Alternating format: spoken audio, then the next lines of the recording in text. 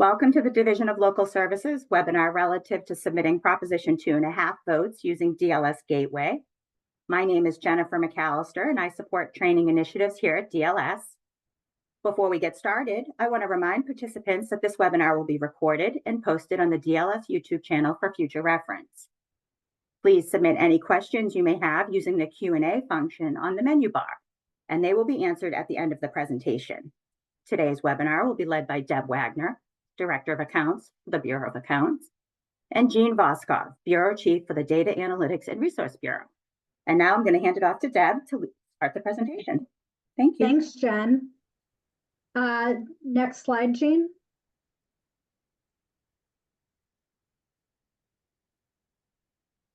As Jen said, my name is Debbie Wagner, and I'm the Chief of the Bureau of Accounts, and I'm happy to be speaking to you today with the Chief of the Data Analytics and Resources Bureau, Jean Voskov, about what Proposition 2.5 ballot questions are and the processes to enter them into our gateway system. We're going to discuss an overview of Proposition 2.5, talk about what Proposition 2.5 ballots do generally, and then more specifically, what the different types of ballot questions are so that you can identify what form you need to enter the results into in Gateway. We're going to hear about what happens if these votes are not reported to us and not entered into Gateway.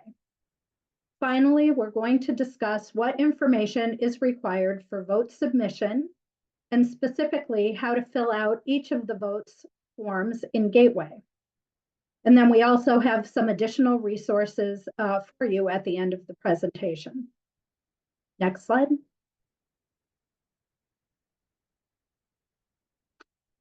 So first, what is Proposition 2.5? And I'm sure most of you already know the answer to that question, but I also know that more each day there are folks new to municipal finance joining cities and towns, and so we're going to do a brief overview of that law. In Massachusetts, Proposition 2.5 limits how much a city or town can levy from taxation on its residents to fund municipal budgets. This annual limit is called the levy limit. This annual levy limit may increase by 2.5% and something called new growth annually.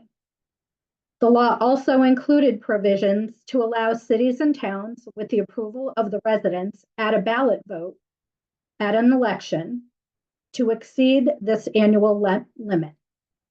And depending on the question placed before the voters, the annual levy limit most often increases, but may decrease as well, and we'll learn more about that. Next slide.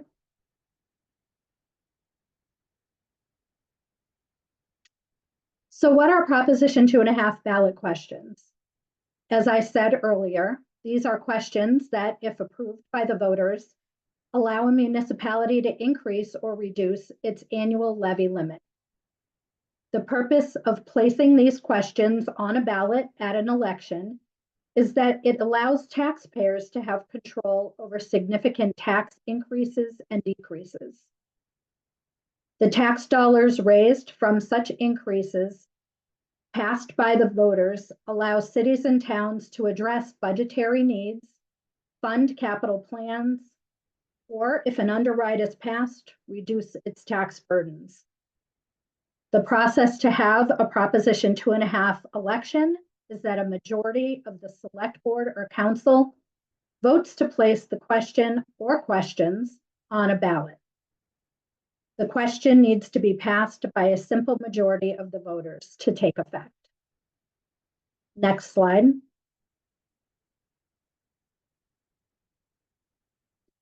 As the clerk, it is important to be able to differentiate the different types of Proposition 2.5 ballot questions so you know what form in Gateway the results should be entered into. Sometimes, collectively, people refer to these ballot questions as Proposition 2.5 overrides. A lot of times you will read a newspaper article that talks about a particular city or town passing a Proposition 2.5 override to build a new school. And really, this is a misnomer, and it's really a Proposition 2.5 debt exclusion. It's important to know that each of these types of ballot questions is different, and the results need to be entered into a different form in Gateway. Also, Massachusetts law, Chapter 59, Section 21C, prescribes the specific language that needs to be used when placing ballot questions before the voters. Proposition 2.5 overrides permanently increase the annual levy limit. This increase is permanent because they are used to fund ongoing operating costs. The ballot question will indicate the override is for a particular fiscal year beginning. It will include a purpose and also a specific dollar amount. Stabilization fund overrides increase the annual levy limit to fund a special purpose stabilization fund. The levy limit increase is considered temporary, meaning that it doesn't become part of the base for the subsequent year's levy limit calculation. After the first year, each subsequent year's increase is dependent on a vote of the select board or council to raise the first year's dollar amount plus 2.5%, subject to certain constraints, which we will discuss later. Underrides permanently decrease the annual levy limit. There are two types of Proposition 2.5 exclusions, a debt exclusion and capital expenditure exclusion. A debt exclusion is used to fund the borrowing costs for only the life of debt service for the particular project included in the ballot question. This levy limit increase is temporary and is not added to the base for the calculation of the subsequent year's levy limit, and the increase is limited to the life of the debt service. The ballot question will not include a specific dollar amount and will reference the costs of bonds or notes issued for the project. So when you're entering the votes in Gateway and you see those words, you know it needs to go into the votes debt exclusion form. Capital expenditure exclusions fund a capital cost within a particular fiscal year, a singular fiscal year. The ballot question should contain a dollar amount and reference a particular fiscal year as well as a particular purchase. The wording on the ballot for these is very similar to Proposition 2.5 overrides. So if you're not sure if the ballot question is an override or a capital expenditure exclusion, you should ask your finance official, such as your accountant or auditor. Again, the capital exclusion purpose will be filled in a singular fiscal year, and the effect of the capital expenditure exclusion on the annual levy limit is considered temporary. Next slide.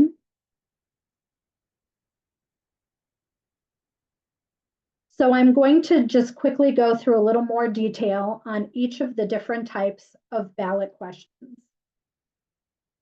So I said earlier that an override vote permanently increases the community's annual levy limit beyond what is normally allowed by Proposition 2.5. This means that it becomes part of the base for calculating the current and future year's annual levy limits.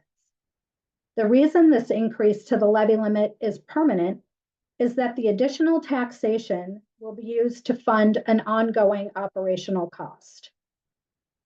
Some examples are to fund school, public safety, or other general operating costs. These overrides help maintain or expand public services that are underfunded within existing budget constraints. Next slide.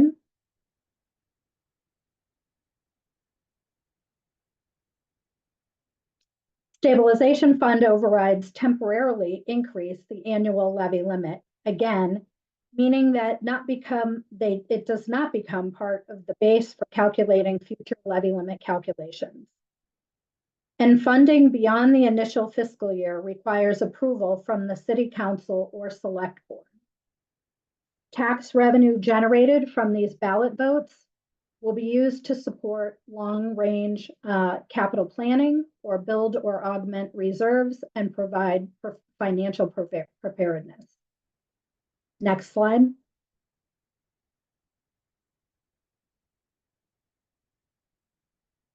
Underrides permanently decrease the community's annual levy limit and limit the amount of tax revenue a community can collect.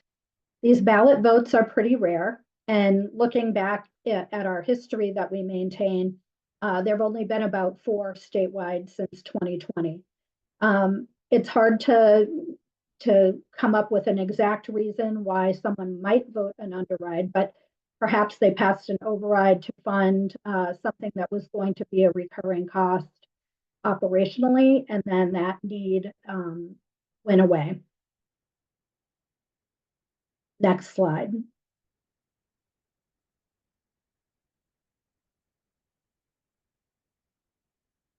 Again, debt exclusions allow a community to temporarily increase the levy limit for the payment of debt service for a specific project. These are generally large capital projects for which debt is issued, such as buildings or water or sewer projects. The increase in the levy limit only lasts until the debt service is paid off. Next slide. Finally, capital expenditure exclusions, as I've said, increase the levy limit for only a specific fiscal year to fund a capital purchase or small project, such as a cruiser purchase or a building repair. Next slide. So now I want to talk about what happens if the results of these ballot votes we have just learned about are not entered into Gateway in the proper vote entry form. Because the purpose of these ballot votes is to allow an increase in the annual levy limit above the constraints of Proposition 2.5, your community may be over the levy limit when trying to set the tax rate if these votes aren't entered properly. The financial impact of each of these votes ultimately impacts the levy limit form. And unless the dollar amount of the override or exclusion is entered into Gateway in the vote form, that dollar amount will not appear on the levy limit calculation form. This will stop the setting of your tax rate and the submission of your tax rate to us if you are ultimately over the levy limit as a result of that. So the vote results should be immediately entered into Gateway, and really you should just consider entering these votes as another part of your election day activities. Debt exclusion ballot votes should also be entered when the results of the ballot are known. Many clerks wait until there is a debt service payment due and it's reported on the DE1 completed by the accountant or treasurer before entering the debt exclusion into the proper vote form in Gateway. And that is not necessary. What often happens is that there ends up being a last minute scramble when setting the tax rate in the year that the entry is made on the DE1 and debt service is due. To enter the votes results in Gateway so the vote can be attached by the Bureau of Accounts field rep. So until that vote is entered for debt exclusion into the proper vote form, the vote on the DE1 can't be attached by the Bureau of Accounts field rep, and therefore it won't impact the levy limit form, allowing the appropriation for that debt service to be properly included in the tax levy. Now I want to turn over the presentation to Jean, who will discuss what documents we need uploaded to Gateway and how to complete the specific vote forms. Jean? Thank you so much, Deb. I appreciate it. When entering the vote results, please make sure that you have a specimen ballot from the election, certified results of the vote, and a copy of the town meeting or city council appropriation or the approval of the vote. Next, we're going to go into Gateway. This is a link to log into DLS Gateway. You will have that link provided to you in the chat, as well as in the supporting materials that we provide. Once logged into Gateway, we will navigate to the Tax Rate tab, and you will see there's a section where you can enter the 5 different votes at the bottom.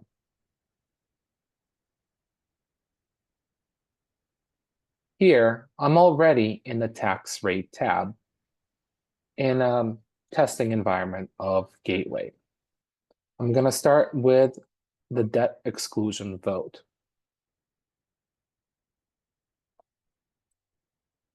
When entering a debt exclusion vote, please make sure you enter the vote taken, date, whether it was a win or loss, the counts for both yes and no, the purpose of the vote, the department name.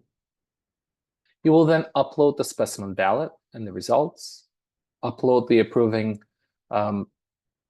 meeting vote approving the issuance of debt, make sure you add a signature, click Save and Submit. Let's do that together. I'm going to click Add New Row to be able to enter new information. The vote taken date will not be today, but note it will default to today. So I'm going to choose the date when the vote was taken. I'm going to indicate that it was a win. 50 versus 15. Let's say it was a public pool for the Culture and Recreation Department. I'm going to upload a new document.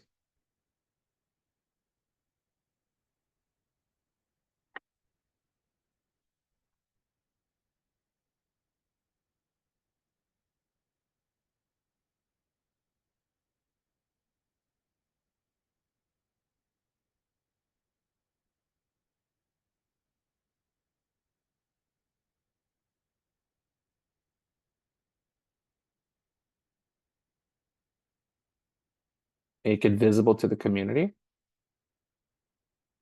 Make sure I add a signature.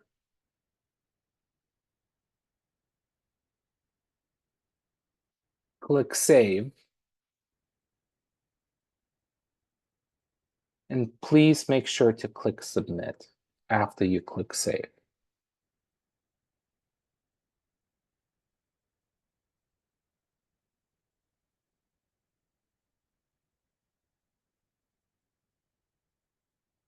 If you need to delete the votes, only delete the votes you entered in error. Do not delete any existing votes. If there's any questions, please contact us. Moving on to an override vote, it'll be very similar. We're going to navigate to the votes override screen, enter the requested information, when the vote was taken, whether it was a win or loss, the number of yes and no votes, the purpose of the vote, the department, the amount, and whether it was a pyramid vote. We will again upload a specimen ballot, results, and related city or town meeting appropriation, sign, save, and submit. Let's do that together. Moving on to the override. I'm going to add a new row, change the date to when the vote was taken.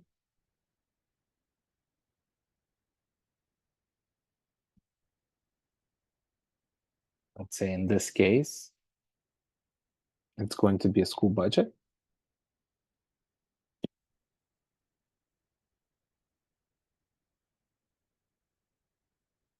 The amount.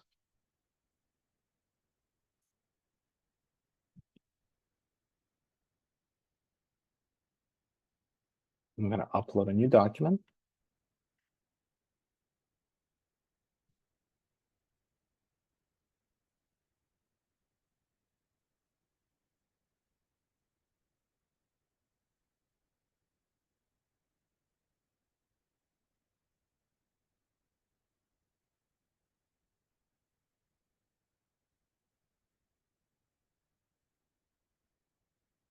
Make it visible to the community. Add a signature.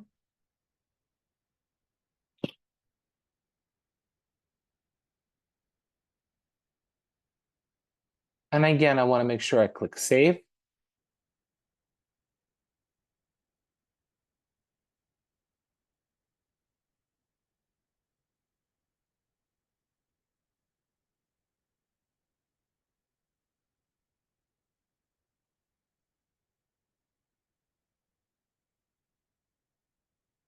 Oh, looks like we're having a little technical difficulty.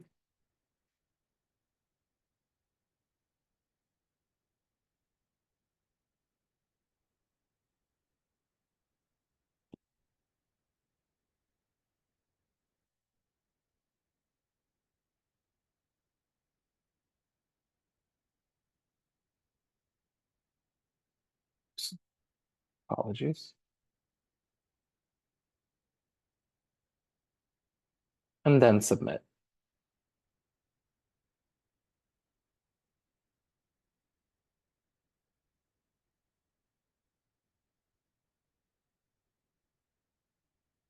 Again, if you need to delete votes, please only delete the votes you entered in error. If you have any questions, please reach out to us. On to an underwrite vote. Again, very similar. You navigate to the votes underwrite screen, enter the votes, and when the vote was taken, whether it was a win or loss, the count of yeses and the nos, the purpose of the vote, the department, the amount. Please note, because this is an underwrite, the amount will be negative. Indicate whether it's a pyramid vote, add your supporting documents, add a signature, click Save and Submit. Let's do that together. Navigate to the votes underwrite area of Gateway.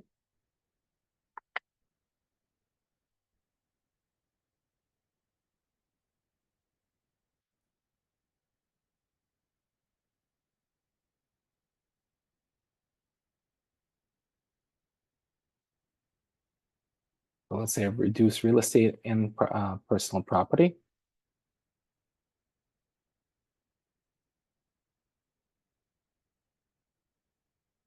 Negative 200,000.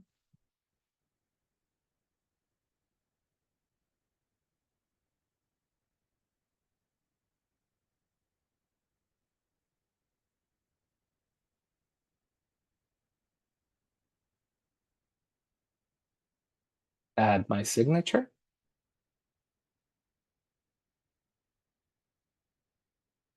Click Save. And then, of course, Submit.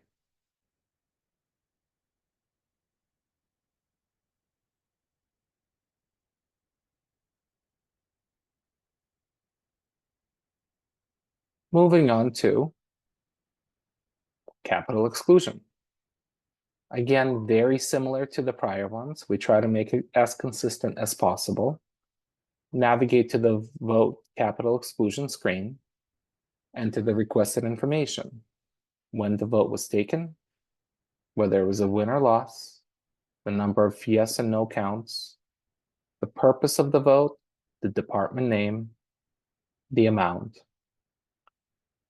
Attach supporting documentation, add a signature, save, and submit. Let's do that together.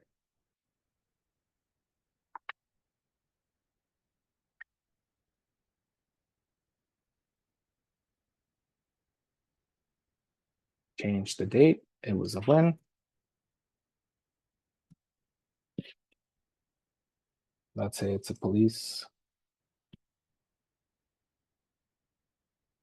car.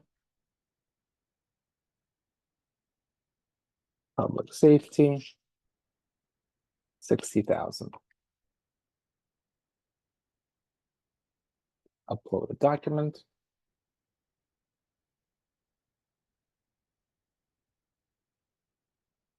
Make it visible to the community. Add a signature. Click Save. And of course, submit.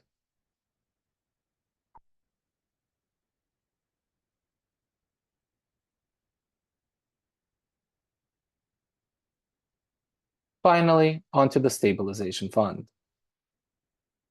Again, consistency for us is key.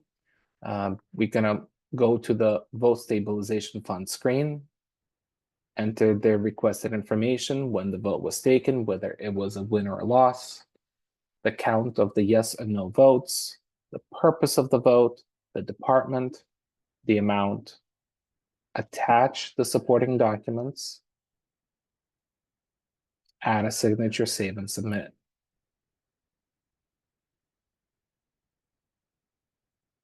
Let's do it together.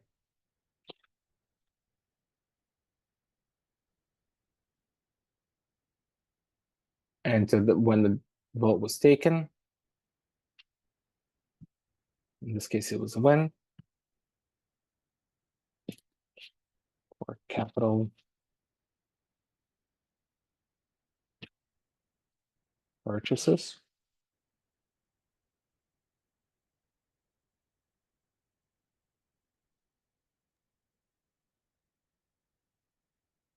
Let's say in this case, it's 250,000.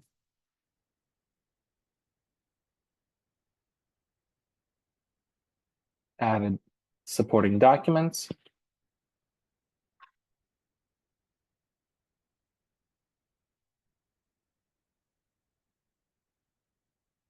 Add a signature, save, and of course, submit.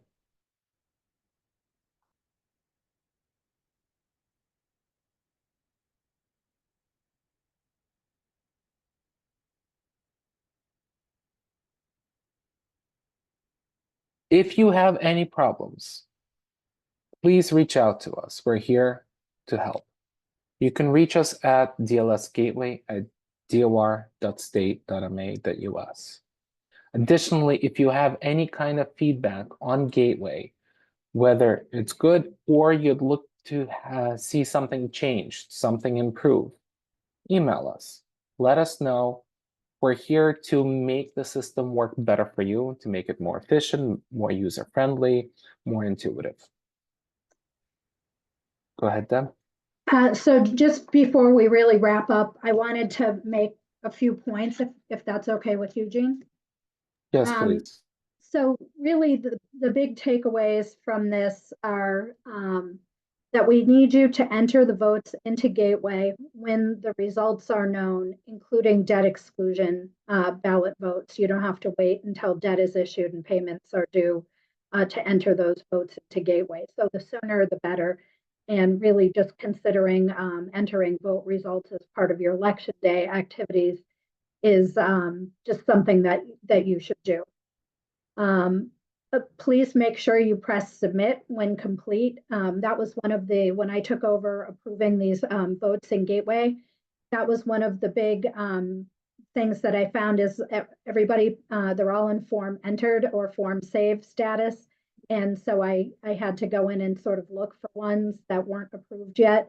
We get notified once the it's in form submit status. So please, when you're done entering the ballot votes results, just don't forget to press submit so that we can approve your ballot vote results and you can carry on with setting the tax rate. And double check and make sure that you're using really the correct vote results forms. You know, they're different. You know, Jean just went through each of them.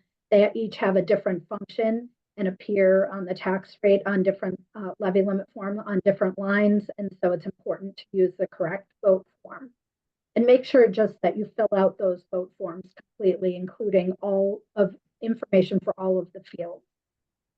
And I just want to make the point that we need both wins and losses. So it's very important to us to get the results of your ballot votes, not just for the wins, but for the losses as well.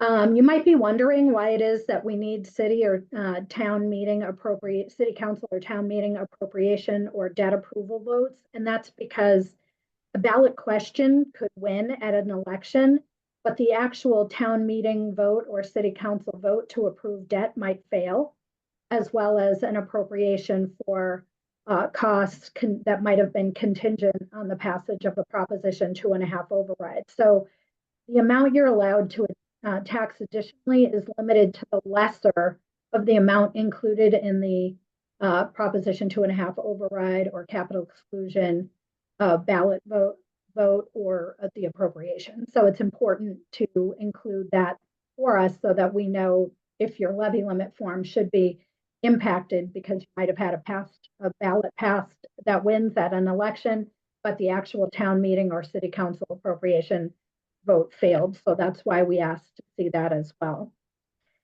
And then finally, the only vote results that you need to enter on an annual basis is the stabilization override vote.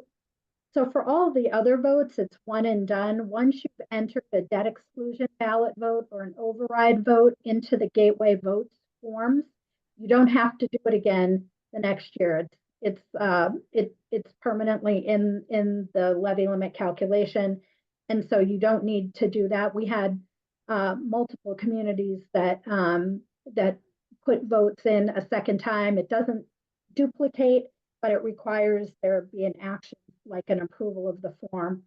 And so those are all one and done. And you also, if you've done nothing, if you have had no Proposition 2.5 ballot votes in a particular fiscal year, you don't need to do anything. I did have one community fill out a ballot vote form in Gateway and indicate in the description field that they had taken no Proposition 2.5 votes. So you don't need to do anything as if you've done nothing. So I just wanted to make those points before we wrap this up. Thanks, Deb. Thanks, Jean. We do have some questions, so I was going to go through the questions, and I'll let whoever's the best to answer it. It sounds like you already answered the first question, so I'll move on to the second one. We have somebody that is trying to enter information for a special town meeting, and the win-loss column won't let me indicate it was a win. Any thoughts on why that might be happening? So if your tax rate has been set already for fiscal year 25, you're going to have to enter that in fiscal year 26. Additionally, and Jen, maybe you can drop my email in the chat. You can reach out to me directly and I'll walk you through it and we'll figure out together what is stopping that. But I suspect if your community's tax rate for fiscal year 25 has already been set, it might be that, because you can only enter losses at that point for that fiscal year. Thank you, Deb. Somebody had a question. They want to know what a pyramid vote is. This piqued their interest. So I don't know if you want to give a quick. Well, what I'm going to do, because I would say I'm not an expert on pyramid votes, is reference the Proposition 2.5 ballot questions, requirements and procedures manual, the link that Jen dropped in the chat, and that's on this last slide here. And that's fully described in the manual. And it's that manual is excellent. It describes everything you need to know about having a Proposition 2.5 ballot question. It talks about timing of the ballot vote in relation to appropriations. It describes for clerks everything you need to do, and also provides a copy of each of the statutory wording that needs to be used for each of the different types of ballot votes. So I think the best thing I can say so that I don't misspeak is to reference to that manual. Okay, there was another question. I just scroll down, close my chat. Let's see. Can we add attachments to older votes that have been entered? Can you add attachments to older votes that have been entered? If they've already been entered and approved, it would require us to unlock that form. But I would be reluctant to do that without really understanding why you would need to add some. Oh, if you're referencing the fact that you didn't include previously appropriation votes from town meeting or council, don't worry about those now. Just going forward, please make sure you include those. If that's the kind of attachment that you're worried about. But otherwise, again, reach out to me and you can tell me specifically what it is you're looking to attach and we can work it out. And I just put Deb's email in the chat. Okay, so the next one is, does the Community Preservation Act acceptance need to be entered into DLS Gateway? It does not need to be entered into this section of DLS Gateway. but local adoption votes. Jean, you can maybe speak to where those go, but if you've adopted something like community preservation, you need to let us know so that you can, be in line to get your state match and things like that. So you need to, there are local option forms that you can fill out and send to us and let us know you've adopted something like that. I believe that's exactly right. For the CPA, it's a notice of acceptance that you would email us at databank@dor.state.ma.us, and we will take care of entering it for you into Gateway. We also have a video on the Community Preservation Act. We did a webinar in the spring. So I don't have that link handy, but if I can, I'll try to get it into the chat. But if you go to our YouTube channel, it's one of our more recent webinars. It should cover all this ground. So hopefully you can get an answer there. I think you already answered this question, but I'll repeat it just to make sure. Do we enter loss of vote as well? Yes, absolutely. And that was one of the things we were kind of chasing down this year is we knew anecdotally by reading it in the news and the like that there were certain communities that did have Proposition 2.5 ballot votes before their electorate. So we knew that, but we had not received the votes. And so we did reach out to several communities asking them to input that information. But yes, we absolutely need wins and losses. And the next question says, it is my understanding the status will not change to attached until the DE1 is submitted. Is there any other communication to us that the vote has been approved? I'm not sure if you receive any kind of notice that it's approved. However, once it's approved, once a debt exclusion ballot vote result is approved by me in Gateway, then what happens is either the treasurer or the town accountant or auditor, city or town accountant or auditor completes Form DE1 in the year that a debt service payment is due. They input that information on the DE1 form, and then the Bureau of Accounts field rep attaches the vote in Gateway. And only then, once it's attached, does it hit your levy limit form, allowing you to tax in excess of Proposition 2.5 for that debt exclusion ballot vote. And so unless the vote is in Gateway approved by me, the vote results, the field rep can't attach the vote. So that's the order of operations, sort of. And another question, is there someone we can hire to help us in person with working on Gateway and proper procedures, someone other than a DOR representative? I'm not sure, this sounds like a conversation that possibly we should have offline, and you can feel free to reach out to me. Our BOA field reps are the experts in entering information into Gateway. And if you feel you need training on how to do that, we can provide that for you, and we're happy to do so. So maybe if there's something specific that we can help you with in putting information into Gateway, you can reach out to me and I'll direct you. Next question, once the debt exclusion votes are entered, can they be updated once the election is certified and we have a few more votes? I try to be pretty quick about approving these in Gateway so that they don't hold up anybody. And so once they're in Gateway, I view them as the votes being final. If you're talking about something for fiscal year 25, I would say, and your tax rate is set, I would say that ship has sailed. However, if you want to have me unlock or unapprove the form, you can make an amendment to it as long as your tax rate's not set yet. I can do that. But so you'll have to reach out to me specifically.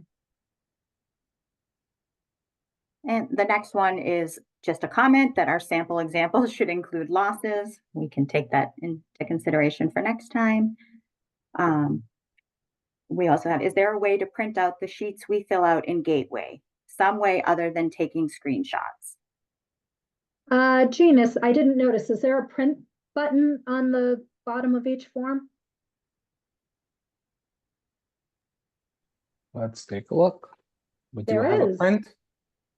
So you can click the print button, and then what it's going to do is download a PDF for you up at the top there. You're going to see vote stabilization, and I think it'll, oh, Jean, did you click on it to open it?